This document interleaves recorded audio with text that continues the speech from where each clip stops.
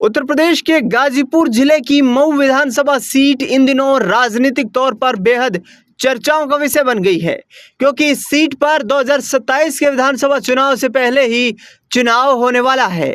ये चुनाव उपचुनाव के तौर पर देखा जाएगा, क्योंकि उपचुनाव की नौबत इसलिए आई है कि मऊ से सुभाषपा के विधायक अब्बास अंसारी की विधानसभा सदस्यता निरस्त हो चुकी है। बता दें कि जिस तरीके से ये पूरा मामला तूल पकड़ता हुआ नजर आ रहा है, इसमें अब अब्बास अंसारी को ओम प्रकाश राजभर, जो कि उनकी पार्टी के राष्ट्रीय अध्यक्ष थे, उनका समर्थन मिलता दिखाई नहीं दे रहा है।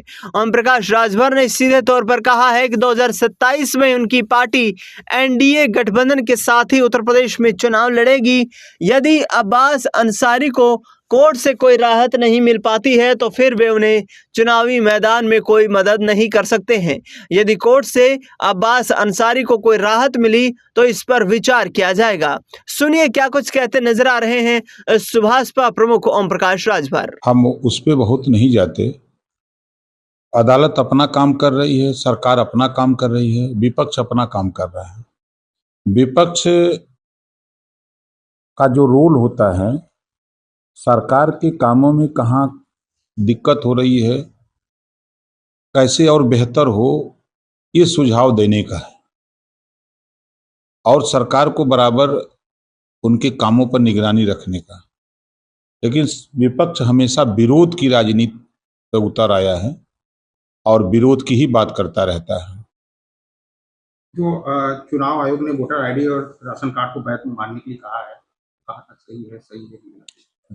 देखिए, देश में सुप्रीम न्यायालय है, तो अदालत के फैसले पर कोई उंगली नहीं उठा सकता। अदालत का जो फैसला है वही सर्वमान्य है। जो फैसला दिया है वो सत्ता पक्ष और विपक्ष सबको स्वीकार है। आरजेडी सांसद और याचिकाकर्ता मनोज झा जो आपस में आधार, ईएमवी और राशन कार्ड के दस्तावेज बड़ी जीत मान रहे हैं और याचिकाकर्ताओं पे हाईकोर्ट के आदेश के इसके लिए देखिए, वो लोग चाहते हैं कि जो मरे हुए लोग हैं उनका वोट फर्जी हम लोग डालें। तो हाई कोर्ट ने ये नहीं कहा है कि जो मृतक हैं उनका वोटर लिस्ट में नाम रखिए। चुनाव आयोग तो यही न कहा है कि जो मृतक हैं उनका हम नाम वोटर लिस्ट से हटाना चाहते हैं, जो नए मतदाता हैं हम उनका नाम जोड़ना चाहते हैं, जो बिहार से बाहर के लोगों का नाम मतदाता सूची में दर्ज है उसको हम निकालना चाहते हैं। चुनाव आयोग की यही मंशा है, साफ सुथरी मंशा है। ये मोहन भागवत ने एक बयान भी दिया हुआ है कि 75 की उम्र में नेताओं लोगों को रिटायर हो रहा है। अब रिटायरी का, नेताओं को रिटायरी का तो मुहर चुनाव आयोग के पास है और पार्टी संगठन के पास है। पार्टी संगठन में जो पार्टी के बाइलाज है, पार्टी बाइलाज में जो पार्टियां अपना अपना बाइलाज बनाई हैं, उस बाइलाज से पार्टियां अपना काम करती हैं। क्या उनका इशारा पीएम की तरफ से नहीं है? अब उनका इशारा तो जब भी बयान देते हैं तो उस बयान का अलग अर्थ निकलता है। उन्होंने कहा कि मुसलमानों को भी साथ लेके चलना चाहिए। सितंबर माह में 75 वर्ष के हो जाएंगे पीएम। होने दीजिए। तो भागवत कह मोहन भागवत कह रहे हैं, आरएसएस के प्रमुख कह रहे हैं कि रिटायर लेना चाहिए। क्या बीजेपी या इस तरह मानेगी उनकी बात को?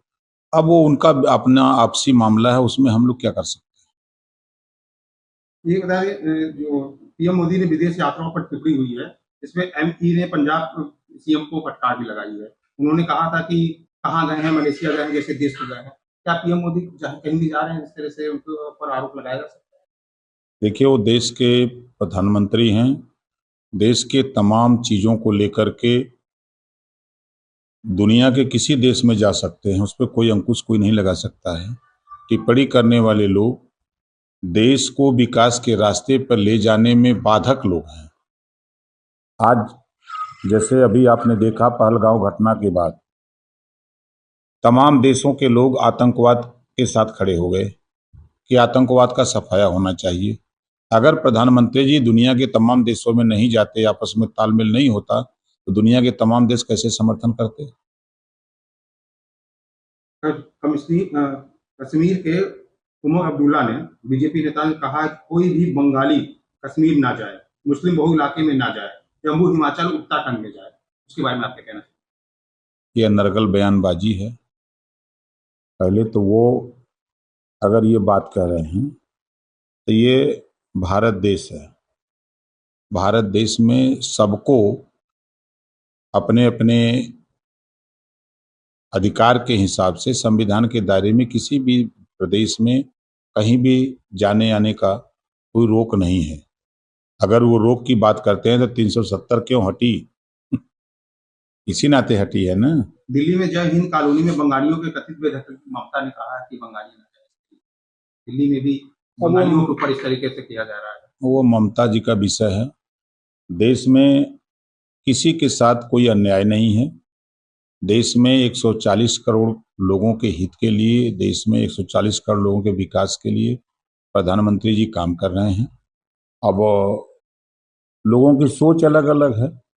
महाराष्ट्र के भाषा विद्रोह के बाद इस तरीके की हलचलें आ रही हैं, क्या कहेंगे?